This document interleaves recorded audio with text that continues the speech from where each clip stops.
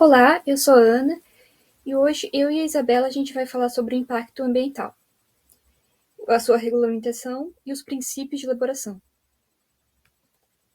Primeiro a gente começa falando sobre o que é o impacto ambiental.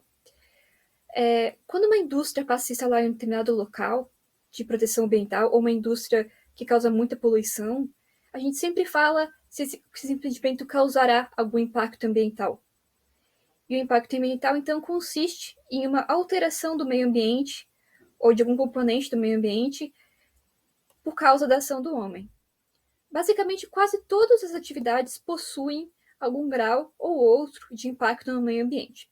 Alguns exemplos são construção de rodovias, extração de petróleo, instalação de indústrias, obras públicas como barragens hidrelétricas. E para diminuir ou mitigar o impacto ambiental causado por essas indústrias, que existem as leis ambientais, que visam a ação constante de monitoramento do meio ambiente. Essas são ações, empreendimentos, né, empreendimentos econômicos ou de infraestrutura, mas existem também coisas inesperadas, às vezes, rompimento de barragens, derramamento de óleo, incêndios florestais. Então, não são apenas as construções ou indústrias que causam impacto ambiental. E já foi falado muito, por exemplo, na aula passada, Jefferson falou sobre bastante do C que a gente vai falar nessa aula, e foi falado também em outras aulas sobre o Código Florestal, a legislação ambiental. E está tudo muito conectado ao impacto ambiental e sua regulamentação e os princípios de elaboração da legislação para mitigar esse impacto.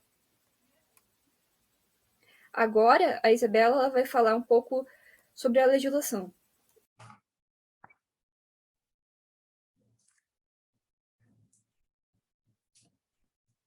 De acordo com a Resolução 001/86 do CONAMA, considera-se impacto ambiental qualquer alteração das propriedades físicas, químicas e biológicas do meio ambiente, causada por qualquer forma de matéria ou energia resultante das atividades humanas que, direta ou indiretamente, afetam a saúde, a segurança e o bem-estar da população, as atividades sociais e econômicas, a biota e as condições estéticas e sanitárias do meio ambiente, a qualidade dos recursos ambientais.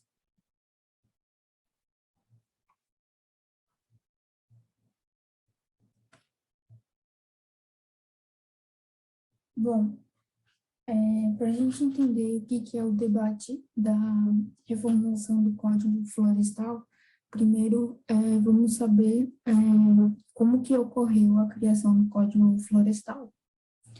Em 1965, ocorreu a criação do Código Florestal, que teve em vigor até os dias de hoje, né? E que definiu a proteção da APP, que é a Área de Preservação Permanente, e a criação de uma reserva legal de 50% na Amazônia e de 20% no restante do país. As áreas de preservação permanente, elas correspondem às margens dos rios, encostas, topos, nascentes, cercâneas, de lagos e reservatórios, restingas e mangues.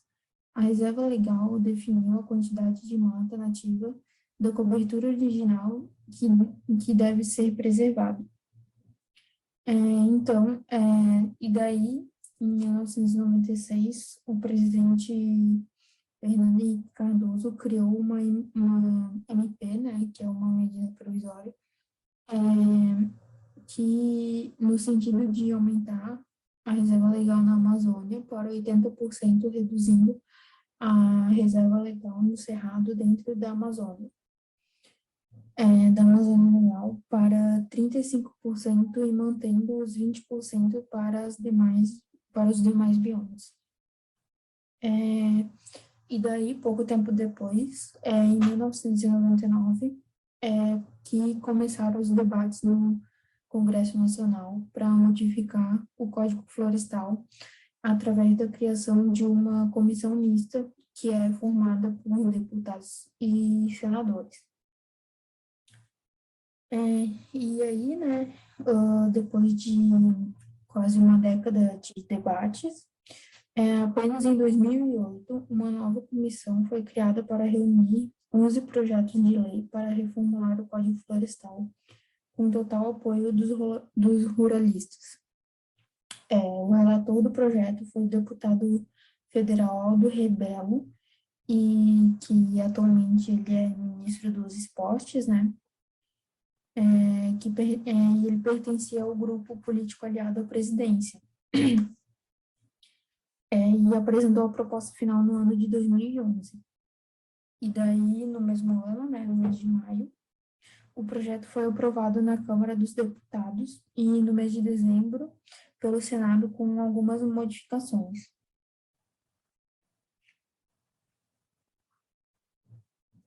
E daí, no mês de abril de 2012, o texto final foi aprovado. Em maio, a presidente Dilma vetou 12 artigos do Código, que apresentaram 32 alterações. E daí, né, entre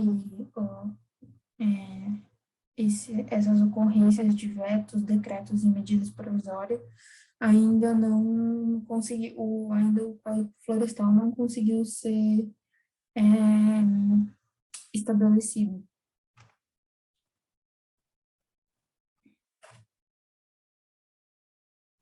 E agora eu vou falar sobre o que é o licenciamento ambiental. O licenciamento ambiental é uma ferramenta da legislação que define a liberação ou não dos empreendimentos no país, com o objetivo de proteger o meio ambiente e os biomas brasileiros.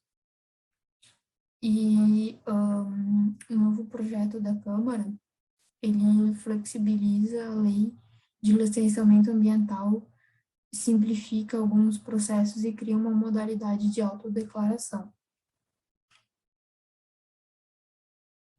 E daí, né, a gente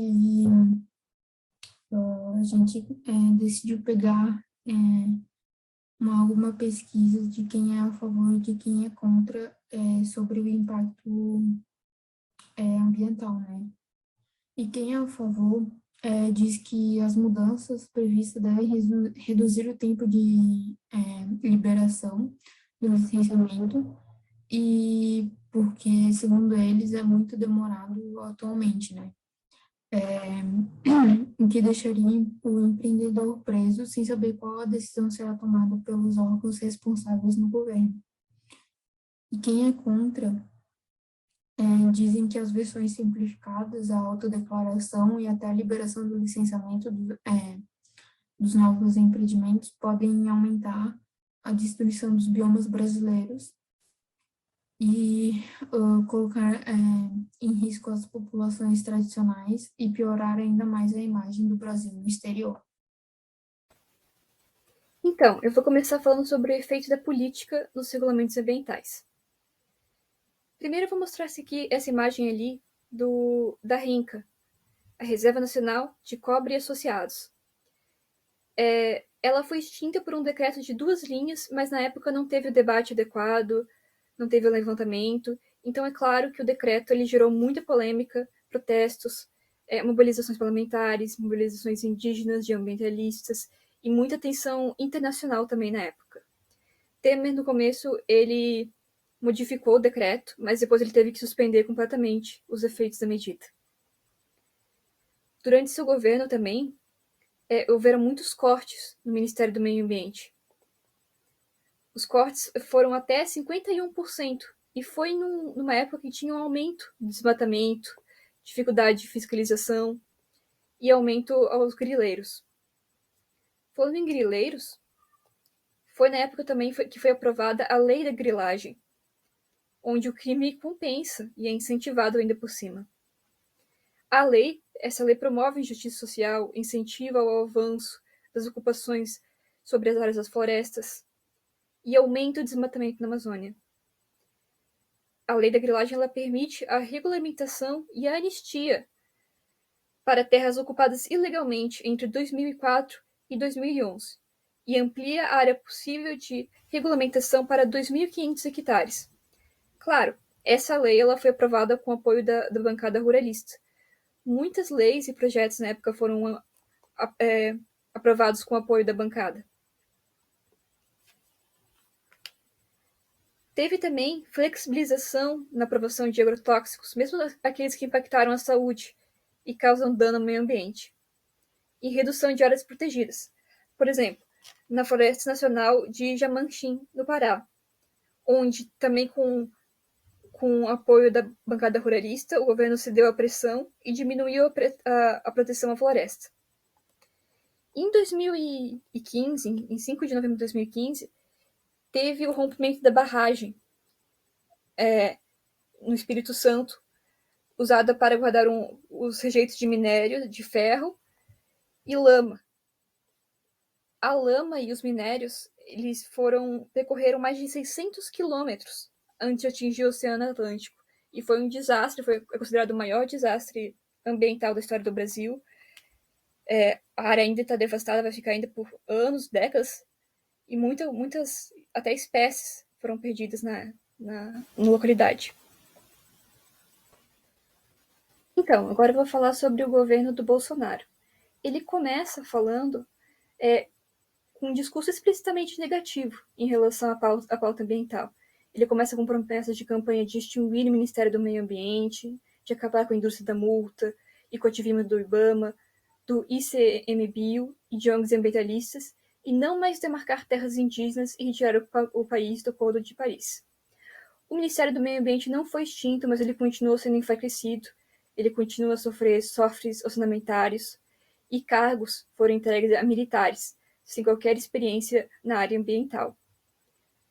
Subsecretarias foram extintas também, e tem a questão da gestão militar da Amazônia. Eu falo das operações de garantia de lei e da ordem, o combate ao desmatamento, onde teve um apoio político para os militares irem na Amazônia e combaterem ao desmatamento, aprenderem a garimpeiros e corte ilegal de madeira. Tem também as respostas tardias do governo no momento da queimada da Amazônia. O governo demorou para responder e ainda deu desculpas que era um problema de uma seca muito mais longa e mais severa do que o normal, mas não foi esse o caso. Teve também, sempre continua, a falta de vontade política e constante corte orçamentário em questões ambientais. Revisões do processo de licenciamento ambiental, enfraquecimento do licenciamento ambiental, mudanças do Código Florestal, desafetação de unidades de conservação e permissão de mineração em terras indígenas. Foi também quando a Lei Geral do Licenciamento Ambiental foi aprovada após tramitar 17 anos. Essa lei teve muita polêmica.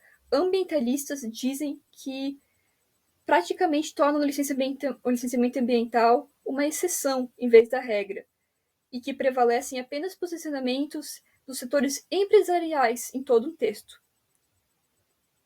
Teve na lei também, essa lei ela dispensa o licenciamento para atividades agropecuárias, tem extinção da responsabilidade de instituições financeiras por dano ambiental, restrições de aplicação de estudos de impacto ambiental, exclusão de impactos classificados como indiretos do licenciamento ambiental, dentre outros. Essa foi uma lei que foi aprovada com o total apoio da bancada ruralista, que continuando sendo consolidada durante todo o governo. Foram muitos, então, retrocessos à legislação socioambiental e uma mensagem de tolerância e leniência com o crime ambiental. Tiveram mudanças no CONAMA, extinção de colegiados com representação política ambiental, extinção do COFA, COS do IBAMA e do CMBio. Então, como minimizar o impacto ambiental? Primeiro, tem que ter mais monitoramento e mais fiscalização em indústrias com grande chance de impacto ambiental negativo, como extração de petróleo, mineração. Também a legislação que está sendo passada hoje em dia, ela está muito fortemente a favor da bancada ruralista de empresários.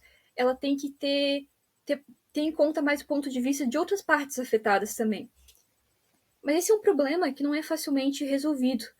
É gradativo e tem que também ter em vista a logística e o custo. Mesmo se alguma legislação ou leis perfeitas para todas as partes envolvidas forem passar, né, tem que ter em vista que ela tem que ser fiscalizada, os infratores têm que ser punidos. Se não tiver fiscalização ou se o custo for muito alto, não vale a pena. Como eu disse antes, é uma mudança gradativa. Tem que também ter uma educação ambiental para as pessoas, mais conscientização na sustentabilidade e do impacto ambiental negativo.